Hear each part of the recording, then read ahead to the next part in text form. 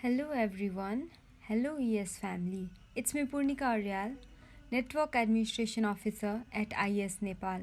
In the very first episode of IAAS Nepal podcast, we have National Vice President of Communication Mr. Bimal Koirala and LD of ISLC Morocco Inam. Hello everyone, hello family ES. Welcome to the very first episode of ES Nepal podcast. And for the very first episode, we have very special guest, very far away from us, but still we are very close. Thanks to ES, it always gives us experience of working with people from diverse team and diverse experience. Welcome to ES You, Nepal podcast, Bimal. Ilyas. I am honored to be here with you all, to be with the Nepalese students, to be with the world students, and with the ES world also. I would like to thank ES Nepal for this opportunity, and let's Thank you, begin. Ilyas, for your presence. We are honored too. Can you tell us more about yourself so that our viewers can know more about Ilyas? Yes, of course. My name is Iliyas Marouf. I'm from Morocco. I'm in my second year in the National School of Agriculture in Morocco. Actually, I'm the local director of my committee, and I was in the quality board of communication team in ES World before. We used to me and you, Bima. Uh, I'm 20 years old now, and I'm very excited. Uh, I wanted to discover a new world, a new, new friends. I want to have a new area to do new things, and I found ES in my school, and the people who were in ES, in ESLC ENA were cool, and they helped us to know the new the new hype and the new vibe, and we made it to I made it to the board, to the local board. I was the VP of communication, and day after day I learned a lot. I participated in meetings, in journeys, in workshops, and suddenly I found myself able to be in the communication team for ES World, and I applied. So here I am now. But just to know, my journey in ES was so cool. Was full of information, full of action, full of passion, and I would like to repeat it again. You know what I mean? That's a wonderful journey. So good to hear, Ilyas. You have got a good experience in ES. So it's been years working in ES. You have worked in global level and in a local level, national level. So you have got good experience. So from the day you have joined ES as a general member till today, what changes have you seen in ES working with ES? Overall, how has ES evolved till the date you joined ES and till today?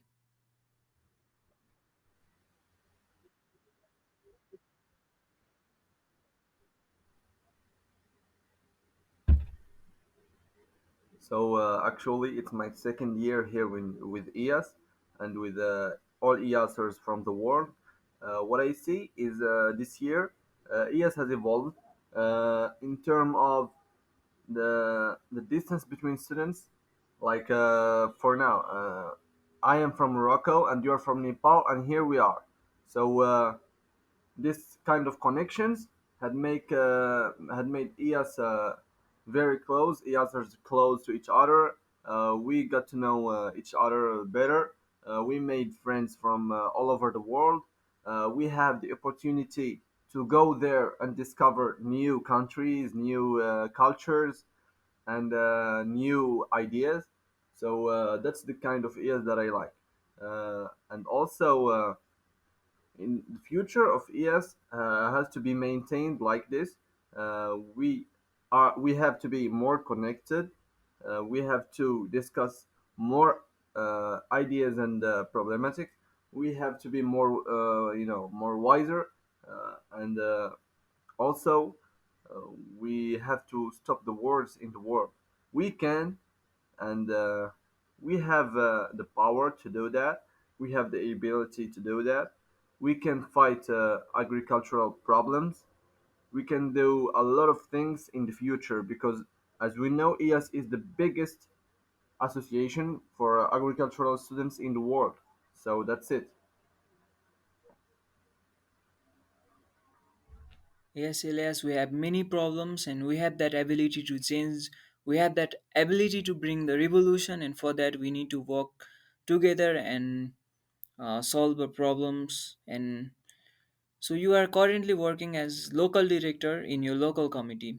Before that, you were working as quality board member in ES World, and also you are working as VP of communication in your local committee. So, what is the difference you find working in a team as VP, as an quality board member, working with the goal of the team, and working according to your leader together with the coordination in team and leading the entire team as local director? What is the difference between working with the The team first and thing I leading the did in team? IAS is to be the VP of communication in my local committee. So I was with a team led by the national the local director. He gave us orders. He gave us what to do, and we went like we have just one task to do. Like I am VP of communication. I have to make posters. I have to make videos. I have to manage social media and everything else. So after that, I went to the quality board. The quality board was I think we worked as a team, but each one of us has a task, and this time the task was bigger because it will represent the ES ES for the world, for the other world, the other students who don't know what's ES. So it was really a challenge from the VP of communication of my local committee to a content designer in ES World. So it was a bit challenging me, but we had like one task. But now, when I am the local director, it's different and it's very hard. I found it very hard because before I was just having my tasks to do. Now I am the one who has to give tasks, and that's a bit challenging me also because you have to be patient. You have to listen to everyone in the team. You have to be wiser. You have to be strategic. You need to manage different things in the same time. So it's a bit hard, but it's not a challenge for us, I think. You too, Bimal, you're leading your team, and that's going so good. So actually, I think I will learn new strategic things. I will learn new capacities. I will be able to run the world. Yes, Elias, you are very confident, you are very determined, and I'm sure you'll surely rock the world. All the best for that. One common question, and I think it's relatable to many ESers and mainly relatable to us, I think, because last year we were working together in global communication team, and we're busy with designing for the whole year. And I used to get questions like, "What? Why are you doing this work? And you are pursuing a bachelor's in agriculture, and why do you need graphic designing? Why do you need graphic designing in your life? What is its use in your life?" And also, while attending meetings and doing ES works, my friends, my families, they ask like, "What is the outcome of this? Why are you engaged in ES?"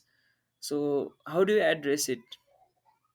I get this question so many times. So actually, the world now is focused on soft skills. We don't have to focus on just one thing. Like we are studying agriculture, we have just to study agriculture. No, it's different. We have to be more competitive, more competent in several areas. Like in my case, I'm specialized in communication and marketing. So it's not it's not hard to do two things or three or four in the same time. We can do it, and we have the ability to do it. But sometimes there are some people who ask, "What are you doing? Why are you doing this? And are you getting paid for this work that you do? Why are you doing it for free?" So my answer is to be in an association or an organization, especially non profitable organization, an NGO. So you give, you have to give, and you will take what you will give and what you will take. You will give the ability, the ability to make things that you are good at, and you will give your time. You will give also sometimes your money, but you will take expertise. You will take knowledge. You will take new friendships. You will take adventures and new discoveries, new opportunities, of course. And after just 1 year with an organization, you will find yourself able to do bigger things than you imagined. I'm sure for that, and I'm sure you also, Bimal, uh, saw that before. Yes, Elias, I do believe that whatever we learn in our life and whatever we experience, it will come in use in our real life sooner or later. And life is all about learning new things and moving forward. From tomorrow, whenever if someone asks me the question, so I'll play your answers in front of them, playing this podcast. And like working with ES, currently we are I'm in my third semesters, and we are focused morely on academics. ES is our kind of part time, our interest. And sometimes I find I however I manage to do it, but sometimes I find time management problems. So how do you think, like, what is the best way for the time management, as you are also working in big responsible in multiple places in ES? So what is the best way for the time management? I will talk about my experience in the quality board of ES World. So when I joined the team, the first thing I decided to do is the calendar. I used Google Calendar to organize my day, to organize my time. I put there the tasks that I have to do each day because we had designs like for 2 days, each design in 2 days. So we had to manage this. I put it there, my tasks. I put it my meetings with the team and everything else that I have in this day because the past year, I had several tasks to do with several organizations, like Hot Prize and one organization if in our school called the Cercle des élèves ingénieurs. So I had to manage time very well, and it went good. It gave me good results. I was able to do the things in time, tasks in their time, and not to delay everything to the next day. And that went so good. So I'm proud of myself. I'm proud of you too, Elias. Perfect way for time management. And like, you are working as local director now, so you are leading your local committee. So how, what is the message uh, for the newcomers who join ES? So how can we guide the newcomers in ES? And what is your message for the newcomers in ES who want to get connected with ES and work with ES in the future? So for the newcomers, first I think your question is so good because ES is newcomers. Every day, newcomers join ES, and we have new ESers in family. But they have to understand what's ES, what are we doing in ES, and what are the benefits that we take from ES. So first, I think we have all ESers in the world. We have to introduce ES. What's ES, and also what are we doing? Like we aren't just working. We are having fun. We are having new friendships. We are discovering new areas and new cultures, of course, each day. And also, what are the benefits? So each one of us has personal benefits or academic benefits. So we just have to show this side to the newcomers, and they can understand very well because newcomers will be interested in discovering what's this new world, what's this new association. So when they will know what is it and what are we doing, at what they will take from it, they will join us happily and they will just having fun. Learn with fun is what we do in ES, and it's always amazing working with the ES family. Ilyas, I joined agriculture because in Nepal we have huge prospect in the agriculture sector, and apart from that, I had always interest in the agriculture sector from my childhood, and I always wanted to bring some kind of changes, uh, some contribution in agriculture revolution to happen in future in my country. I always i was always interested in the agriculture field, so I pursued my bachelor's in agricultural science and making plans for my future. There are many career options, medical management, and different career options. Even in engineering, we have civil engineering, mechanical engineering, and different sectors of engineering. But you have chose agriculture engineering, and you are making your future in agriculture. So, what is the situation of agriculture in Morocco, and what changes do we need in Morocco in the agriculture sectors? And yeah, what are your plans? What kind of changes are you planning to bring in the agriculture sectors of Morocco? So, agriculture in Morocco is an important area in Morocco, an important economic area. It employs about 1,400% of the nation's workforce. It's the largest employer in the country. So, it gives us a lot. So we have to maintain the quality, the agricultural quality. We have to develop it, to make new inventions in the field, and to make life easier for the consumer or for Moroccans in general, and for all the world. So we choose agriculture in Morocco as the agricultural students just to improve the quality and to develop this field because as I said before, agriculture is very important here in Morocco. So agriculture is an important sector there in Morocco too. I guess it's everywhere in the world. Agriculture is a very important sector here too in Nepal.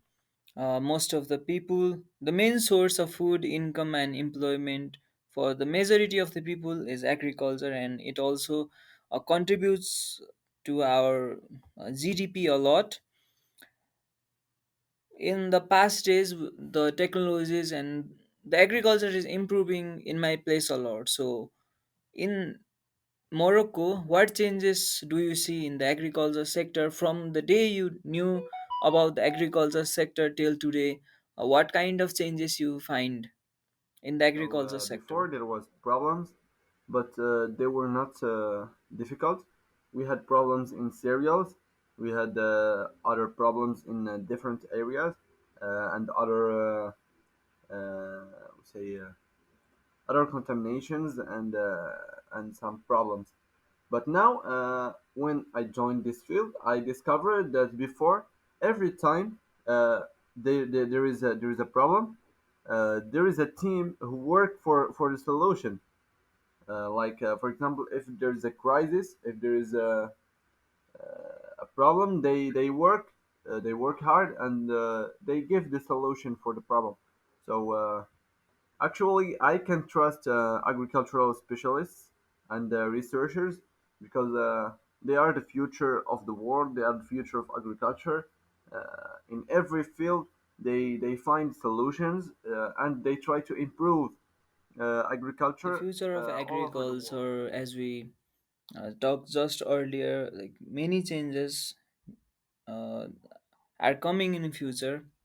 Many changes are still on the way, and for that, both the younger generation and the older generation, we need to work together. And there's a saying: if you really an experience, you'll simply keep adding old solution to the new problem. So as an younger generation, we think of new things, and the older generation, they really more on their experience. So what do you think? Can older generation keep up with new generation in terms of ideas and knowledge?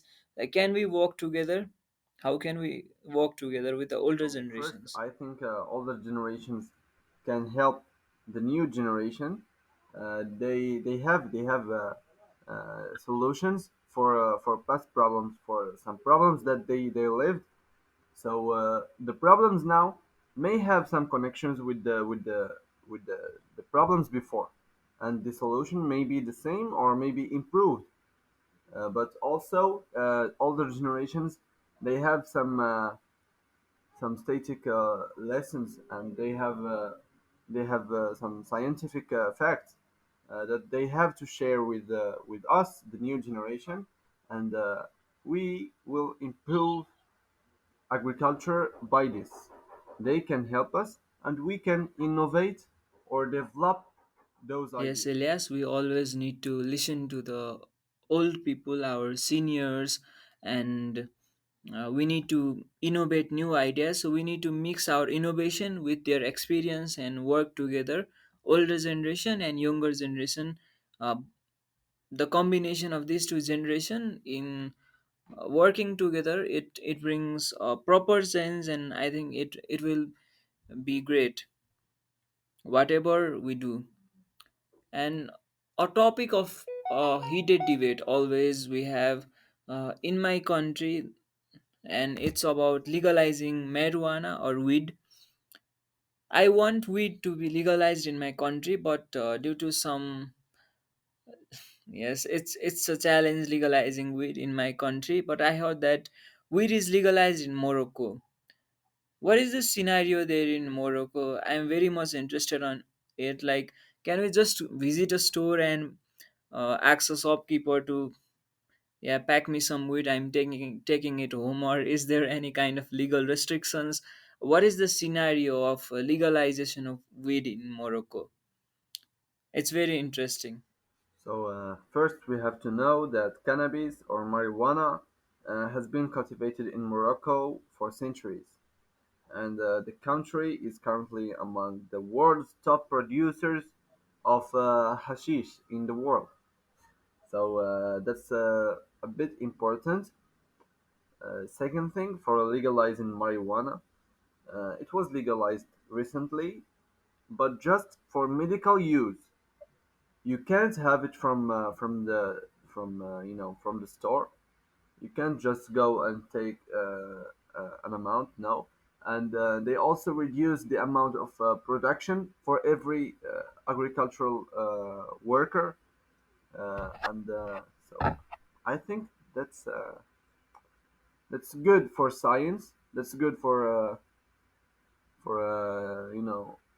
drugs use, medicines use, but it's not good for people that will take an overdose, who will take, for example, a dose that will get him sick. So I think it's a sword with two edges, a good and bad thing. Yes, Elias, it's very challenging legalizing weed because it has positive factors as well as negative factors. I hope in future my dream of Nepal legalizing marijuana turns into reality. Let's see what happens. If we are able to do it, then it will surely bring drastic change in the economy of my country, and many people will get employment. Yeah, we will have a lot of benefits. So keeping all this aside and keeping marijuana aside, How excited are you about the World Congress 2022 as it is being hosted by your country, Morocco? Actually, I'm very excited about the WOCO 2022 because I have many friends in IAS that I hadn't met them before. I want to meet each one now in Morocco, and all the world is welcomed here in Morocco. Actually, I will make some new. Let's keep it a surprise for you guys. I just will wait for you, all EASers over the world, and here we are. I am here in Morocco. I will wait for you. I'm too very much excited for the WOCO 2022 and can't wait for your surprise. And yeah, I'm coming to meet you, Ilyas. Ilyas, any message for ES Nepal? Like, how do you see the current performance of, how do you rate the current performance of ES Nepal, and any message for the ESers all around Nepal who will be listening this podcast? So for me, yes, Nepal has evolved. I see a great evolution. I find your team, all the Nepalese team. I found them in meetings. I found them in workshops, in every, every event, every ES event. So I'm proud of you, all the team, and I'm proud of you too, Bimal, for leading your communication team because you're doing a great work in Instagram or other social media. So I'm proud of you too. Uh, my message to ES Nepal is to get open to the world. You have to know us. You have to know people all over the world. You have to organize events with other communities from other continents. So that will be a great idea to know new people. Uh, I find you very motivated and very excited. You are the biggest in the world, in the biggest community in the world. So you have to use this, and I'm proud of you again. Thank you, Elias, for your kind words. We'll try to maintain our performance as we are performing, and yeah, we'll try to take your suggestions and implement it. Yes, thank you, Elias. So before and we are at the end of our podcast, and so before ending it, I have a fun question for you. So if you had to eat a meal for the rest of your life, what would it be? A meal that you would eat for the rest of your life. Uh, that's kind of hard. Uh, I think I may eat ananas. It's kind of sweet, and there is some water in ananas. So, but it's kind. It's hard. It's hard to decide. Cool, that's great. I like it too. Yeah, thank you for your presence, Ilyas. Thank you for accepting our invitation and being present. It was fun talking to you, and I'm sure our viewers, our listeners will enjoy it a lot. So, see you next time, Ilyas. Thank you. Thank you Yes, so me much. too, Bimal. I hope that. Thank you so much for your opportunity. Thank you so much for your invitation. Uh, Thank you, IAS Nepal, and thanks to IAS World for gathering us.